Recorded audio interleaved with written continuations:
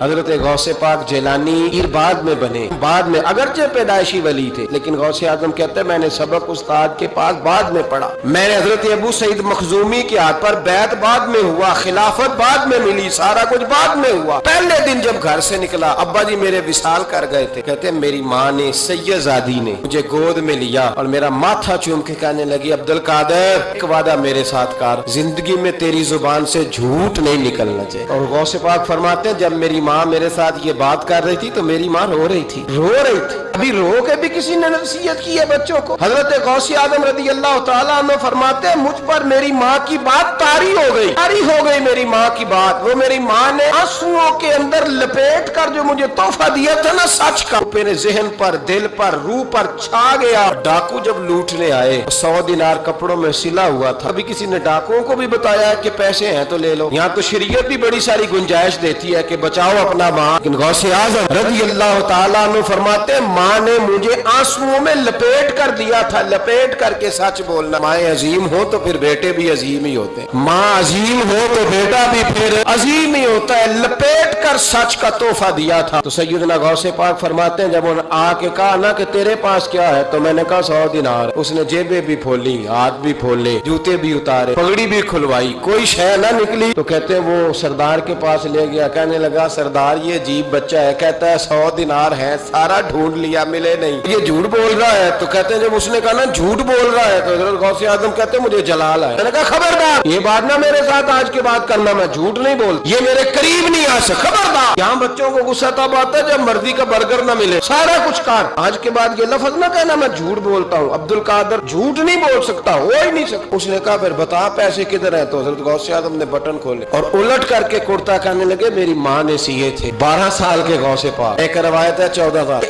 ہم لوگ اس کو کہانی سمجھتے، کہانی نہیں بھائی، یہ واقعہ اگر تیرے میرے سامنے ہو تو اللہ کی عزت کی قسم کھاتا ہوں میں اور آپ بھی توبہ کر دیں، کیونکہ وہ واقعہ نہیں ہو رہا تھا، وہ کیفیات، وہ طاری تھا سارا کچھ اس وقت۔ غوث اعظم رضی اللہ تعالیٰ عنہ کا یہ پیسے 14 سال یا 12 سال عمر مبارک ہے، ڈاکو اس کا سردار کہتا ہے مجھے 22 سال ڈاکے مارتے ہو گئے تھے اور 14 سال کا بچہ عشق لگا سی کھیڈا کھیڈ دی، 14 سال کا بچہ۔ غوث اعظم نے پلٹ کے دکھا یہ پیسے، ڈاکوؤں کا سردار کہتا ہے پتہ نہیں مجھے کیا ہوا، بچے کے جذبات کس طرح کے ہیں، افکار کس طرح کے ہیں، خیالات کس طرح، کہاں جا رہے ہو؟ کہا میں علم سیکھنے بغداد جا رہا ہوں۔ تو کہا بیٹا دنیا پیسے چھپاتی ہے، تو نے بتایا کیوں؟ حضرت غوث اعظم نے پیسے اتار کے پھینک کے کہنے لگے پیسے تو رکھ، میں اس لیے بتا رہا ہوں کہ ماں سے وعدہ کر کے آیا ہوں کہ سچ بولوں گا، لے پیسے تجھے دے رہا ہوں۔ کو کا سردار کہتا ہے بچے کی اتنی عمر نہیں، مجھے پاپ کرتے سال گزر گئے اور اس بچے کا ماں سے کیا ہوا وعدہ مجھے بدل گیا۔ میں دوڑ کے پیچھے گیا، میں نے کہا عبد القادر مجھے بھی یار بغداد ہی لے جا۔ کہا وہاں کیا کرنا ہے؟ کہا جس استاد کے پاس تو آگے بیٹھ کے پڑھے گا میں اس کے پیچھے بیٹھ جایا کروں گا، چلو بڑھاپے میں بھی کو رٹا لگا کے قرآن و سنت سیکھ جاؤں گا۔ تو کہتے ہیں تجھے کیا ہوا؟ کہنے لگے عبد القادر تو ماں سے کیا ہوا وعدہ نہیں توڑتا ہے، رب سے کیے ہوئے وعدے توڑ رہا ہوں، توبہ میری۔ ڈاکوؤں سے کہنے لگے جاؤ کوئی سردار اور بنا لو، مجھے تو ماں بیٹے کا رشتہ جیت گیا، یہ ماں بیٹے کا رشتہ مجھے جیت کے لے گیا، میں جیت گیا ماں بیٹے کے رشتے میں، یہ مجھے فتح کر گئے، تم کوئی اور سردار بنا لو۔ 22-23 ڈاکو تھے، پیچھے آ کے بیٹھ کہنے لگے سردار اگر گناہ اکٹھے کیے ہیں تو نیکیوں میں اکیلا تو نہ چھوڑ۔ او بھائی ماں بیٹے کا رشتہ اور ماں بیٹے کی تربیت، تو 14 سال کا بچہ توبہ کرا جاتا ہے، پر مصیبت یہ ہے کہ ہم وہ مائیں تیار کرنے میں کامیاب نہیں ہو سکے، لیکن ہم نے سدا ناکام نہیں رہنا، مائیں تیار کرنی ہے۔ یہ والا مطالبہ نا بیوی سے کرتے ہیں کہ میری بیوی فٹافٹ صحیح ہو جائے، بیٹی سے کریں یہ مطالبہ، بہن پر کریں یہ محنت۔ حضرت خنساء رضی اللہ تعالی عنہا، نبی خنساء کی ایک صحابیہ ہیں، انہوں نے بعد میں کلمہ پڑھا۔ دور جاہلیت میں ان کا ایک بھائی قتل ہو گیا تھا، انہوں نے اپنے بھائی کے جانے پر، قتل ہونے پر ایک مرثیہ کہا تھا۔ وہ مرثیہ اتنا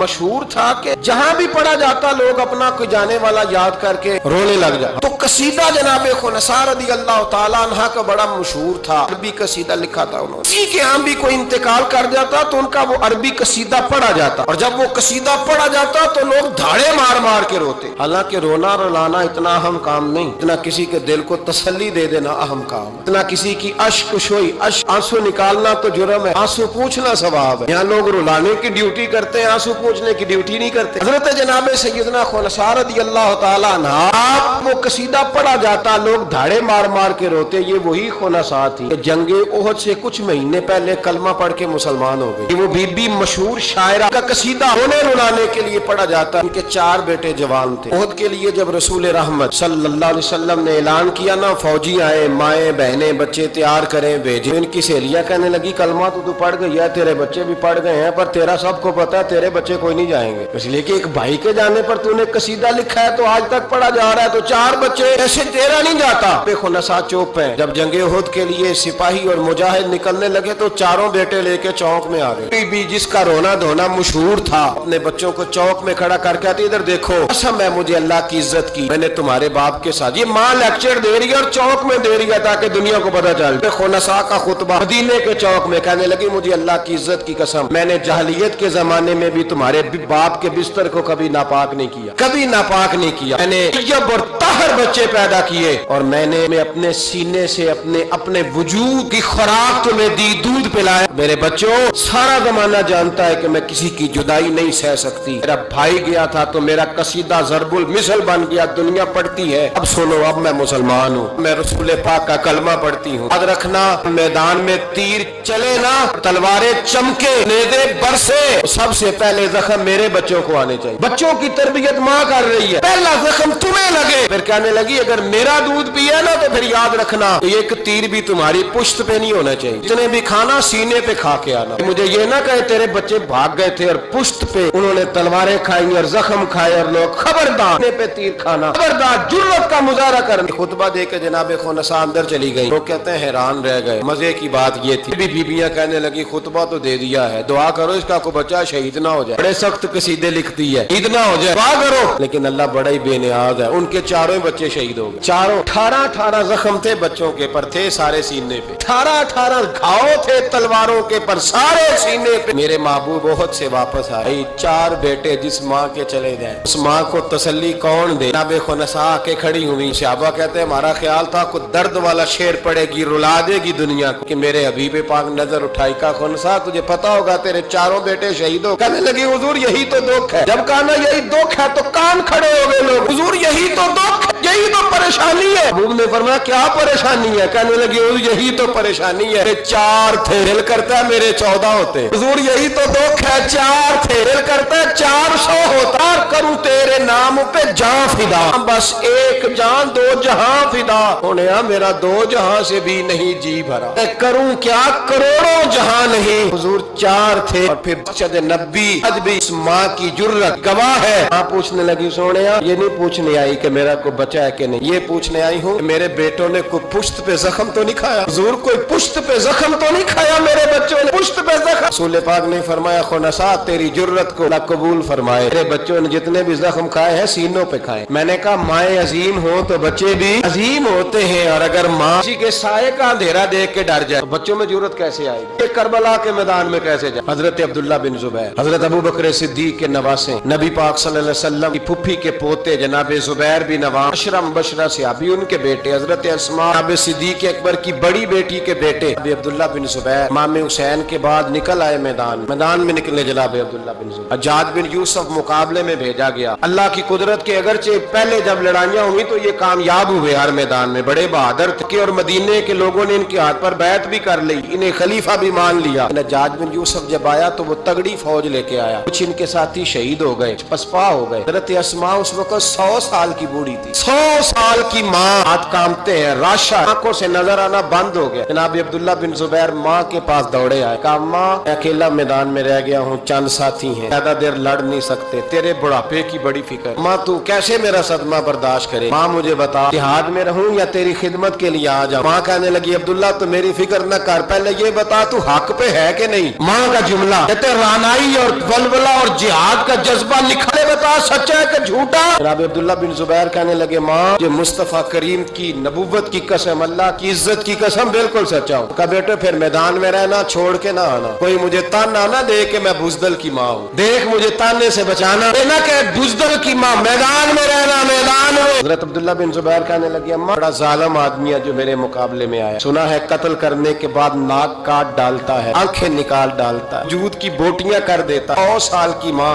100 سال کی اماں لاٹھی کا سہارا لے کے کھڑی ہوگی اور زمین پہ لاٹھی مار کے کہنے لگی عبداللہ میدان میں۔ بیٹے بکرے کو صرف ذبح ہوتے وقت تکلیف ہوتی ہے، کھال اترتے وقت تکلیف نہیں ہوتی، پھر اس کی بوٹیاں کی جائیں تو اسے تکلیف ہے۔ چل بیٹا میدان میں رہنا اور دیکھنا میں تجھے سلوٹ کروں گی۔ عبداللہ بن زبیر میدان میں گئے، شہید کیے گئے۔ مکہ المکرمہ کے چوک میں جنت المعلا جہاں آج قبرستان، اس کے چوک میں آپ کی لاش کو لٹکایا گیا۔ ایک دن حضرت اسماء گزری، 14 دن ہو گئے لٹکے ہوئے، تو ایک شخص ان کے کان میں کہنے لگا اماں ابھی تک تیرا بچہ لٹکا ہے، حجاج نے دفن نہیں ہونے دیا۔ جناب اسماء نے اچھی آواز دی، زور سے بولی، بول کے کہنے لگی لٹکا رہنے دو، بچپن سے ہی گھوڑ سواری کا بڑا شوقین ہے، بچپن سے ہی گھوڑوں پہ رہتا تھا، شاہ سوار گھوڑوں پہ رہتے، شاہ سوار زمین پہ ہوتے، گھوڑوں پہ ہوتے، لٹکا بچپن سے ہی بڑا گھوڑ سوار تھا، بڑا شوقین تھا، کوئی حرج نہیں۔ 14 دن لٹکے رہے، لاش سے بدبو نہیں آئی، دور دور تک خوشبوئیں پھیلی ہوئی۔ لوگوں نے کہا اسماء تیرے بیٹے کے وجود سے خوشبو بڑی آتی ہے۔ کہنے لگے جب پیدا ہوا تھا نا پہلے دن اس کے نانا ابو بکر صدیق اٹھا کے مصطفیٰ کی بارگاہ میں لے گئے تھے، نبی پاک نے کھجور چبا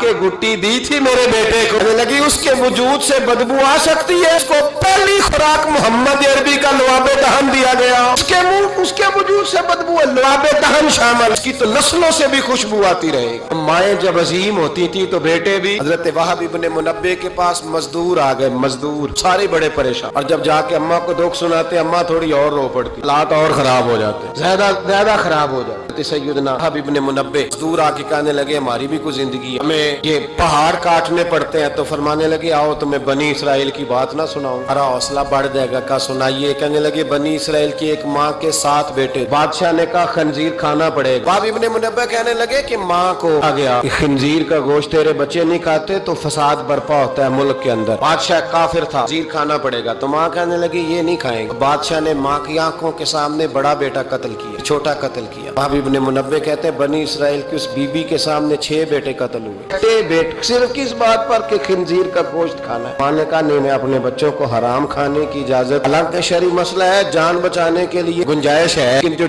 ڈٹ جائے گا وہ بڑا شہید ہوگا، اس کا درجہ پھر بڑا ہوگا۔ اپنے بیٹے کی باری آئی تو ماں کی آنکھوں میں آنسو ٹپکے، 6 بیٹے قتل ہوئے تو اماں روئی بھی نہیں۔ وہب ابن منبع کہتے اچھا، کہنے لگا اب نرم ہو گئی، 6 بیٹے اکٹھے قتل ہو گئے، کہنے لگا اس کو سائڈ پہ جا کے سمجھا لے، ہے بھی چھوٹا، اگر یہ کھا لے گا گوشت خنزیر کا معاذ اللہ تو میں چھوڑ دوں گا، کم از کم تیرے بڑھاپے کا ایک سہارا تو رہ جائے گا۔ اماں بیٹے کو کونے میں لے گئی، جا کہنے لگی بیٹا ماں ہوں نا، ایک آنسو نکل آ گیا، کیا کروں مجبور ہوں، لیکن یاد رکھنا اگر میرا دودھ پیا تو میں نے تمہیں حلال کا دودھ پلایا، حرام کا لقمہ نہیں جانا چاہیے۔ ماں مسکراتی ہوئی بچے کو لے کے آئی تو بادشاہ کہنے لگا سمجھا دیا، کہنے لگی سمجھا دی، وہی کرے گا جو میں نے کہہ دیا۔ بادشاہ نے گوشت رکھا خنزیر کا لا کے سامنے، تو بچے نے اٹھا کے گوشت بادشاہ کے منہ پہ پٹک کے کہنے لگا ہمیں کمزور سمجھتا ہے، خدا کی توحید والے ہو وہ کمزور نہیں پڑا کرتے۔ کہا یہ سمجھایا تھا، کہا نہیں سمجھایا تو ذرا زیادہ تھا پر اس کے ہاتھ ہی صرف پلیٹ آئی، سمجھایا تو ذرا زیادہ تھا پر صرف جو چیز ہتھے آنی تھی وہی مارنی تھی نا، تلوار اس کے قبضے میں تھی نہیں ورنہ تیری گردن اتار دیتا۔ حضرت وہب ابن منبع فرمانے لگے ماں بھی شہید ہو گئی اور 7واں بیٹا بھی شہید ہو گیا، لیکن کہتے ہیں وہ 7 نے جب جان دی تو پھر مجھے آئی، انقلاب آیا، وہ جو بادشاہ لوگوں کو خنزیر کھلایا کرتا تھا وہ قتل ہوا، پھر بنی اسرائیل میں انقلاب آیا۔